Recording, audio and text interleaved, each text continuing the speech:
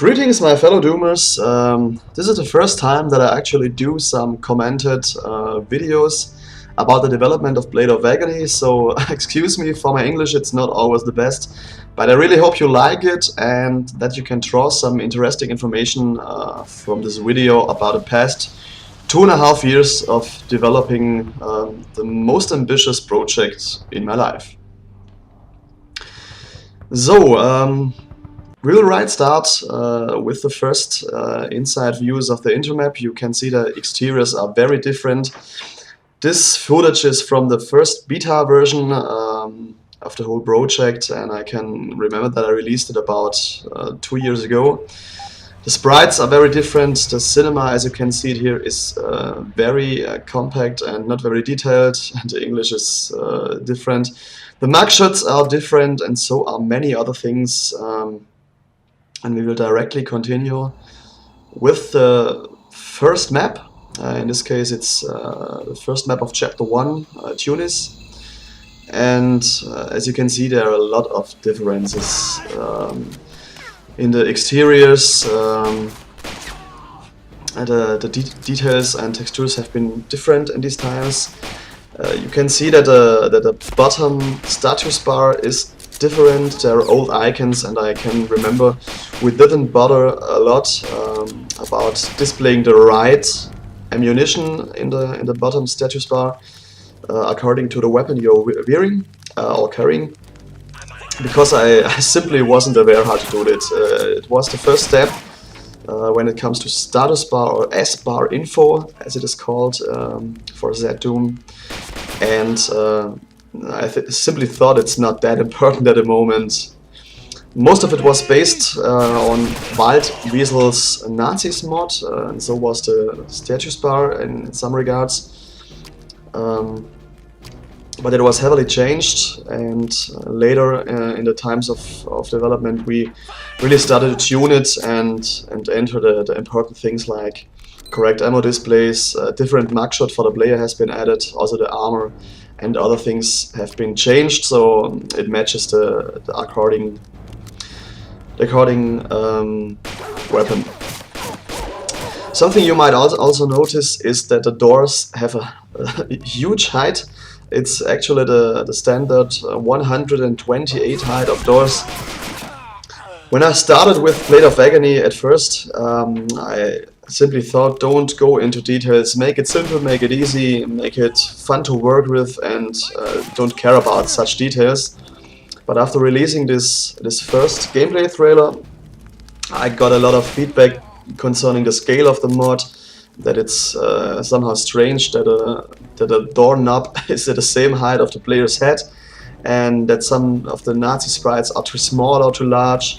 So we took another time in the team and decided to change this, to make it feel right, to match the scales of sprites, of environments, and all the things that somehow are not together. And I think the result was worth the effort, without any doubt. You have also seen the player sprite has been very different in these days. As I can remember, it was Wild Weasel's very own player skin that we used here. He begged me to please not use it in the mod, so I think the right choice that we actually did was to remove it and place real BJ Blazkowicz sprites instead. It's also the design choice that was very necessary, and I'm really happy that we did it. Another thing you might have noticed, despite the fact that the level design of map 1 of chapter 1 looks a lot different, a lot less detailed, is that the trails, the bullet trails, look different. When we adapted Wild Weasel's Nazis mod to work with, we also took exactly the same system he used for weapon sprites, or for weapon bullet sprites, but it got later replaced with a 3D model that makes the trail look a bit more realistic. Yes, I wasn't a big fan of it, of the way how it was done in the past. So I think it was also an improvement in this regard. The next thing we are looking at is the third map of chapter 1 called Overlord, and it was really a crappy Overlord because it was done with little effort. As you can see, the whole environment outside are different and less detailed. And you can also see that we used to have sprite trees all around. In later development, the sprite trees have been replaced by real model trees. This was something Max has done. Max is the developer of 3GZ Doom Builder. I think it was a very good choice to do this. At first I wasn't sure if it's right to mix models with sprites, but the exteriors look so much better, and I'm really happy that we decided to change this into models. Also the explosion, I just have seen it. It was the original one from Nazis, or maybe even from the original Wolfenstein, which was the cargo ball, if I'm right. But I could be missing something. Anyway. A lot of mechanics have already worked. You can see the ladder system is working. Don't know if it was already with sound, but it at least worked, right? Also in the sky you can see the moving airplanes that are simply there for some atmospheric addition to make it feel more like a battlefield. And yeah, the one problem was that we found out is that the airplanes didn't get affected by the fog on the map, so we had to change that somehow as well, giving the airplanes a skin that is already blurred in a way to make it fit into the environment.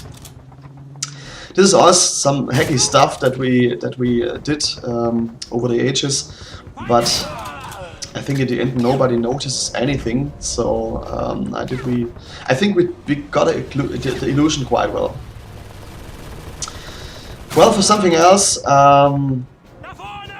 some people asked already where we got our inspiration from, and you might have noticed it. It was formerly based on the late Wolfenstein projects by Lars Royas, or Les Royas, I have no idea how it is called. But I think you might know him as a very famous member of the late 90s of Doom modding, and his Wolfenstein projects have been simply awesome. It was part of my childhood and I really loved it, and I always had a feeling it's some kind of an unofficial sequel to Wolfenstein 3D and Spear of Destiny. It's a shame that after Operation Schlangenkopf he didn't continue with it, because the story was still open and not told yet. But this is maybe also the reason why I started with Wolfenstein Blade of Agony at the very beginning, because I felt it was about time to give it another try, to give it another time to get a feeling. Well, we are entering now the bunkers of map 3. And as you can see, the entrance has been very different. In this case, it was a cave that leads to the main bunker. But to be honest, I never had a feeling that it was right, because you can see there's a car, no idea where it ever got there. So the whole scenery has been changed there. Okay, next to that, we are entering the Eder Dam. This was the first map by a third-party mapper when I called for some support concerning mapping. In this case it was Guard Soul's contribution, and it was brilliant. It really captured the spirit and the look of the mod very right, and I was very happy that he got interested in this project, because his work is really good, and I really liked what he was doing with his contribution. For those people who fear that this was his only contribution, don't worry, you will get another one in chapter 2, and I promise you it is going to be a blast as well. As you can see, the player currently has a Thompson weapon in his hands. This has changed for the final release of Chapter 1, as the sprite didn't perfectly fit, and also the map, the weapon itself seemed to be out of place, so we replaced it with something else. And also in this case the interiors of the Idedam changed a bit. You can also see the chair sprites that we used formerly, directly taken from the original Wolfenstein. It's after having now the models for such a long time, it looks ridiculous that I even considered using the sprites with the 8 directions. But in these days it felt quite well, so and I had no other choice instead of using these. Fortunately, after we had a small thread over at ZDoom asking for voxel replacements, there have been very nice contributions when it came to real models with textures, and Graf Saal also told us that the performance is much better using models instead of voxels in the GZDoom port. So we made a design choice to use models instead, and I think that they work well together with the exteriors. We are aiming for a very high detailed environment and doing our best to make it look as real as possible, and I don't think that the high quality models look out of place, because most of them are taken from 90s shooters like Medal of Honor, Call of Duty, and Return to Castle Wolfenstein itself. So I think it works well together. And I can promise you something for all those of you who are still keep saying that the low-res sprites don't match the high-res environment. There will be a little surprise for the Chapter 2 release in late April, if everything works well. So stay tuned when it comes to that. I promise you, you will be more than surprised. Well then, if you remember the original Idedam, you might have already noticed a lot of changes also when it comes to textures and texture choices. So this also will happen in the release of Chapter 2. There's a good idea to replay Chapter 1 because a lot of things have improved and changed. So next step is map number 5 of Chapter 2, which wasn't formally Paris as it was in the final release. It was a different French city, but in terms of storytelling and also in terms of atmosphere and recognition, we decided to use Paris as our main goal in France, as we definitely needed a good reason to place the Eiffel Tower into the skybox. This was actually Doom Juan's idea. Doom Juan, I will maybe often talk about him as Dean. He's actually the one who is responsible for the fine-tuning of maps after my mapping work is done mostly, and also he's responsible for the quality control, the storytelling, and making the whole project feel as real as possible, giving senses to most of the places that you visit, to simply make the places real. Something else we changed as well are the sprites for the regular Wehrmacht soldiers. As you can see, their uniforms are grey, but that's not the real color. It's actually more like a desaturated green, and this is exactly what you have encountered in the Chapter 1 release. As you might have noticed, it's not a grey, but a desaturated green. It's called Feldgrau in German, which is simply not a real grey, but a greenish grey. For camouflage purpose, I have no idea. To get back to the overall of the Chapter 1 release, as I've said, as soon as the Chapter 2 release is done, we will release another package of the mod that also includes the first chapter, with a lot of improvements, with a lot of additions, a lot of changes, simply according to the community feedback. I think we did a quite pleasing job with the first release, but the community demands. They've played the mod a lot, and they found a lot of things, not only bugs, but also things that make sense to improve, because it's an aesthetic change, change for consistency, or also simply a change that makes sense, because it's hard for us developers to play the mod in a way to see things objective without knowing how things have been done and things are thought to be played. This is actually the old casino area that you can see in the video. The final release has changed a lot, and this is also where Dean, or Doom 1, came into place. He gave the whole casino a real feel, and not only the casino, but also a lot of places that you can visit in the city, like the bank, the hotel, the catacombs, the cellars, and other places, to give the whole city a real feel. That was the problem with my first draw of the city, that it simply felt like it wasn't thought out well.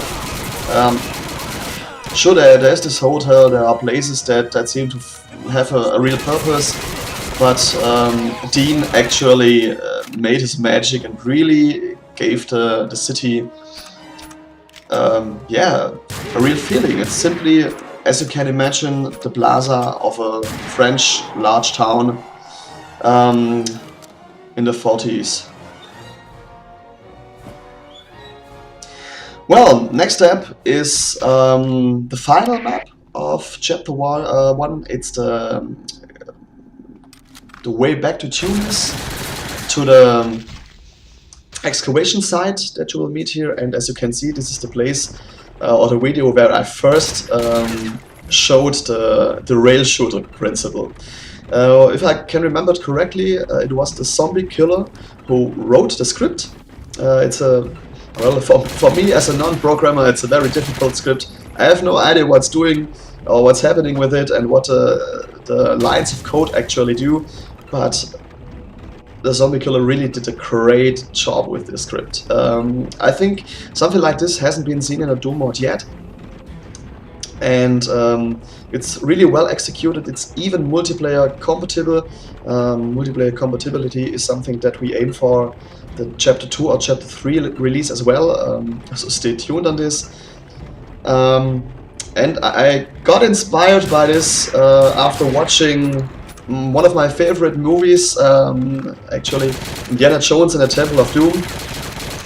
This is where I thought, come on, let's try something like this, if it's doable in the Doom engine, and it actually was. And well, the result was hopefully very funny. So this is the first spoiler video, so be careful with watching these things. It's the first, or actually it was the first map that I worked on for Chapter 2, even though it's map 6 in the chapter. It was the first one that I played around with. I really like to play with environments. This was actually my thought when I started a Wolfenstein project at the very beginning, 2.5 years ago.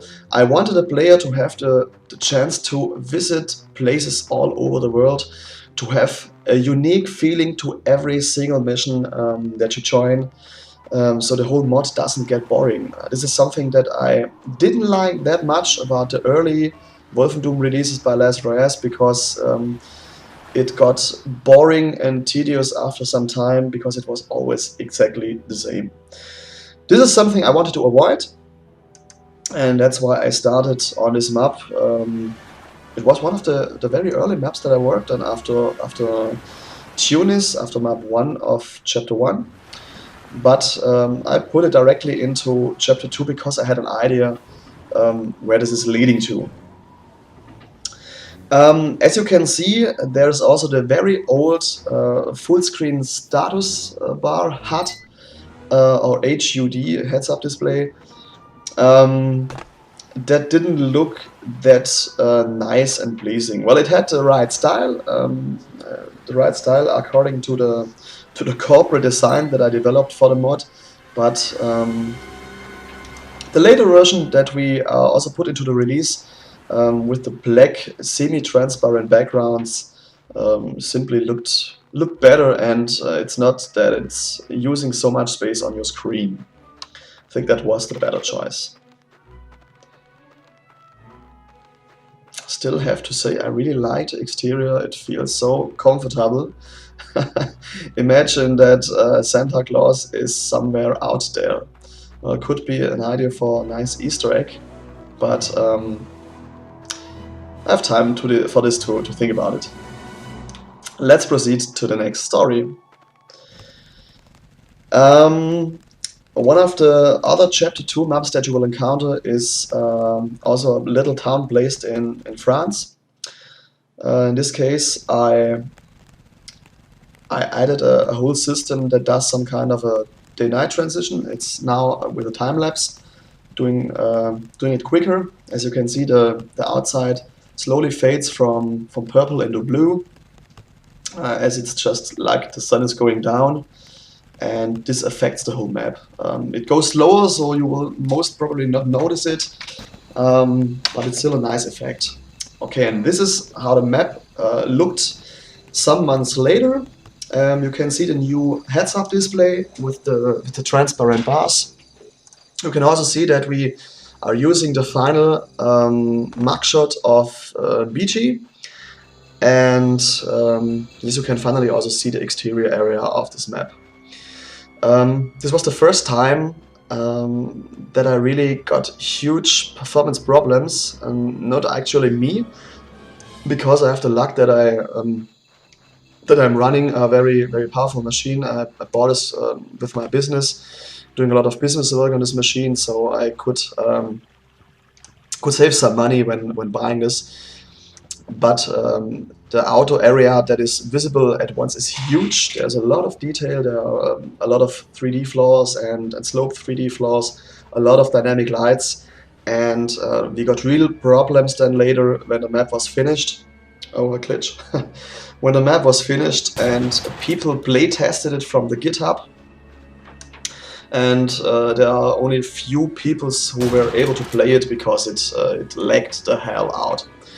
Well, we took the time later then to change things. I had the luck to be in contact with GraphCell another time, and he helped me a lot to get a good idea on how to change the level geometry to avoid these slowdowns and to improve the overall performance of the map.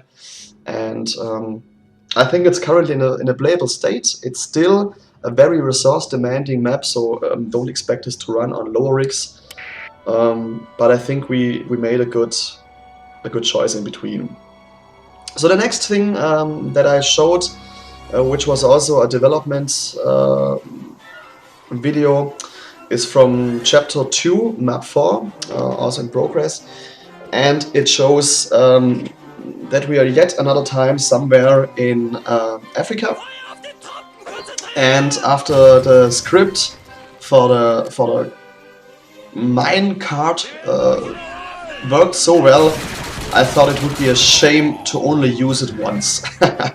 And this is where my thoughts directly went into some Medal of Honor scenes that I had in mind or that I could remember. Still think it's a great game, both in terms of ideas and also story and atmosphere. And this is where I thought, damn it, how cool would it be to have such a true truck sequence as we know it from Medal of Honor. So we used the script that we already had in map 6 of Chapter 1, adjusted it a bit, mounted a rocket launcher to the truck, and there it goes, the fun begins. I still find it very funny, and I promise you it's so fun to play. It's a really cool thing, and I'm still very glad that someone was able to develop such a script that is also multiplayer compatible. So things are prepared for this. Let's see if we can make it for the Chapter 2 release, or if we simply wait for the Chapter 3 to make that one multiplayer compatible. This is yet another example where I wanted to show off another type of mission. You have this rail shooter thing, you have a desert map that hasn't been seen yet, or actually not the way you can see it here. We have Tunis, yes, it's an evening map. We have the short part of map 6 of Chapter 1 in Tunis, where you're outside, but this is something very, very different. And I think that the atmosphere came out quite well. You can see a lot of fog around here that improves the depth and the heat in the whole setting. Oh, and you just have also seen a very old tank that has also been used by having 8 directional sprites. This is also something that will change, or has already been changed in the Chapter 2 release, but also in the Chapter 1 release. You might have noticed there have been tanks in the special mission Operation Eisenmann, where the whole tanks have been replaced by models. Also a very difficult script and decorate behavior, but it's very well executed. Well then, let's go on to the next point. It's something that I wanted to show off in the development of Chapter 2, and this is rotating wall textures. The regular Zetum doesn't have the capability to make these, so Max created a shader that actually rotates the regular textures on walls from the middle point, which is also very awesome. So the next thing you will see is the interior of a U-boat, a submarine, and this was a hell of work to come up with, really, it was. It's from the final map of Chapter 2, so this is heavy spoilers, be careful with watching it, you might destroy the overall experience, so watch it at your own caution. As I said, it was a real pain to create, because so many 3D flaws are involved to make this illusion happen. But I think it works very well, and yeah, I really hope that the U-boat, the submarine, is convincing as it looks now. It's a real pain. Story-wise, it's so that you are in disguise on this submarine, and you're getting on this in the preceding map, entering with fake material, fake passport, getting into this and reaching your goal isle or continent, or I don't want to spoil too much. And finally, some footage of the secret map, or part of the secret maps in Chapter 2. I'm a big fan of Astrostein, of the original Astrostein. I really like the idea of having the Nazis somehow survive, or getting through a portal and changing the history. And this is exactly the theme and the situation that I picked up here. There's another map that happens before this final map, and you actually find a portal in South America. That's the reason why you are collecting Mayan artifacts. And with this portal, the Nazis are able to travel through time and change the history. So actually, we can only think what might have happened at World War II. The Nazis have won it, the world is under control of the German Reich. It's a very similar scenario as the Man on the High Castle, but it's not the 60s, it's sometime in the future, and you are on a prison ship getting brought to the moon, where the Nazis have a secret base. Currently you are in a spaceship. There's a lot of transition stuff and work that actually is done with skybox trickery. In the meantime, the sprites of the moon and the Earth has been replaced by models, making the whole thing even more convincing, because the planet is rotating and the movement is less crappy. Well, the whole Astrostein scenario is a lot of work, or has been a lot of work, because you can imagine doing enemies and textures and settings only for one single map. This is really crazy, and that's also the reason why the mod package isn't just 50 MB or 100 MB, it's currently 512 MB. And yes, some people might ask, what the fuck, it's a Doom mod. How can you add 512 MB material to a project for a 24-year-old game? Well, I'd simply say that it's a question of philosophy. We want to pull out the best of our ideas, we want to pull out the best of the project, and this really needs special and original material. And this is exactly the reason why we didn't think a lot about what to add and not to add. We simply add what we need, we optimize it, we try to keep the data files as small as possible, but we don't scrap ideas just because we don't want to add more content. So, we are still at the moon, and this is the final thing that I want to show you. It's the subway